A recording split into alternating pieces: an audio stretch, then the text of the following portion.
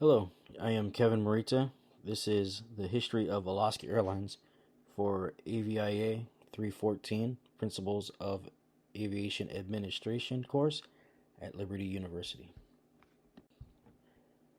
In this presentation, we'll be discussing the timeline history of Alaska Airlines from 1930s to today, Alaska Airlines in the stock exchange, and we're excited. 1930s, birth of Alaska Airlines. Alaska Airlines was born in 1932 when McGee Airways, formed by Linnaeus Mac McGee, started flying a 3-passenger Stinson aircraft out of Anchorage, Alaska. Also in 1932, Star Air Service was started with the help of mine owner Wesley Earl Dunkel, loaning money to pilots Steve Mills, Charlie Rutan, and Jack Waterworth. In 1934, McGee merged with Star Air Service, forming the largest airline in Alaska with 22 aircraft. Back then, flights weren't scheduled. Flights typically took off once planes were full, whether it was full of passengers, furs, or groceries. In 1937, Star Air Service purchased Alaska Interior Airlines. Later that year, McGee sold Star to a group led by one of his former pilots, who renamed the carrier Star Airlines. 1940s. In 1943, Star Airlines, now operating as Alaska Star Airlines, purchased Miro Air Service, Palick Airlines, Lavery Airways, and Alaska Airmotive. And in 1944, Star Airlines changed its name to Alaska Airlines. Highlights after that: there was a shortage of workers during the war, feuds with the Civil Aeronautics Board, financial troubles that had employees paying for fuel out of their own pockets. In the late 1940s, Alaska became the largest charter operator in the world, using surplus military aircraft carrying food in the Berlin airlift and thousands of refugees to the settlement of Israel. 1950s.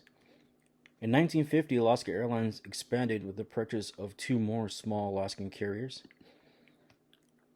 Then in 1951, their dream came true when they received authority to fly from Anchorage and Fairbanks to Seattle and Portland. The 1960s. Coming into the jet age, marketing at Alaska Airlines was in full stride. Flight attendants wore gay 90s and Russian Cossack costumes. Charters were flying to Russia, and in-flight announcements were turning to rhymes. Alaska was the first commercial carrier to fly the Lockheed Hercules, hauling drilling rigs to Alaska's oil-rich North Slope and later to the jungles of Ecuador. In the mid-60s, Alaska started flying the Boeing 727, which was the company's signature aircraft for 25 years. 1967 was the debut in Southeast Alaska at Sitka. And in 1968, the company merged with 2 longtime Southeast airlines, Alaska Coastal Ellis and Cordova. 1970s. 1972, Alaska was on the brink of collapse. With the improvement of customer service, particularly with on-time performance, Alaska turned a profit in 1973 for the first time in years. With the Deregulation Act of 1979, Alaska started flying to Portland and San Francisco. Alaska was one of only 3 carriers that pushed for deregulation, knowing significant growth would be impossible without it. At the time, Alaska Airlines served 10 cities in Alaska, one in the lower 48, which was Seattle, and only had 10 aircraft at the time. 1980s. The 1980s brought Alaska to Southern California, Oakland, San Jose, Spokane, Boise, Phoenix, and Tucson. In 1981, with 2 leased Fairchild F-27 aircraft, Horizon Air started service between Yakima, Pasco, and Seattle. And in 1982, Horizon Air acquired Air Oregon, then Transwestern in 1983. By 1984, Horizon became a public company with initial stock offering of 750,000 shares. In 1985, Alaska Air Group was formed as a holding company for Alaska Airlines. By 1986, Alaska Air Group acquired Horizon Air and Jet America Airlines. And in 1988, Alaska Airlines launched service to Mexico. 1990s. With the growing success of low-cost carriers, Alaska Airlines streamlined its cost structure and increased aircraft utilization while maintaining a competitive advantage in customer service. Their new motto was, "For the same price, you get more." 2000s. Alaska Airlines expanded across the lower 48, across the Pacific, providing service to the Hawaiian Islands. Also added more destinations in Mexico. Eventually, Alaska transitioned to an expanded all Boeing 737 fleet, which meant greater fuel savings, other efficiencies, and continued respect for the environment. 2010s. In 2011, Horizon Air shifted to a capacity purchase agreement business model. This meant Horizon Air operated and maintained its aircraft, while Alaska Airlines was responsible for scheduling, marketing, and pricing flights. 2016, Alaska purchased Virgin America to create the West Coast premier airline. And by 2018, the two airlines were granted a single operating certificate under the Alaska brand.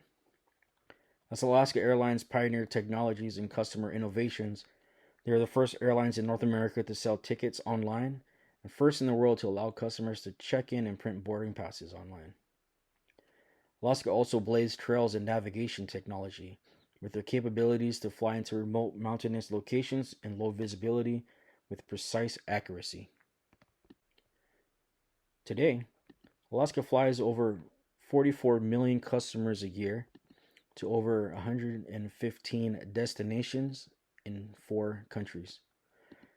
With a fleet consisting of 173 Boeing 737s, 36 Airbus A320s, 32 Bombardier Q400s, and 62 Embraer 175s. Stock exchange. Alaska Air Group, formed in 1985 as a holding company for Alaska Airlines, trades under the stock symbol or ticker of ALK. Here's a graph of the company's 10-year stock performance.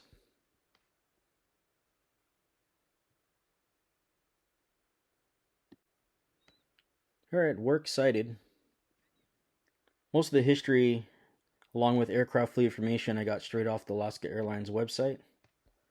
I utilized the Yahoo Finance for stock information, and one book of the history and growth called Alaska Airlines, A Visual Celebration.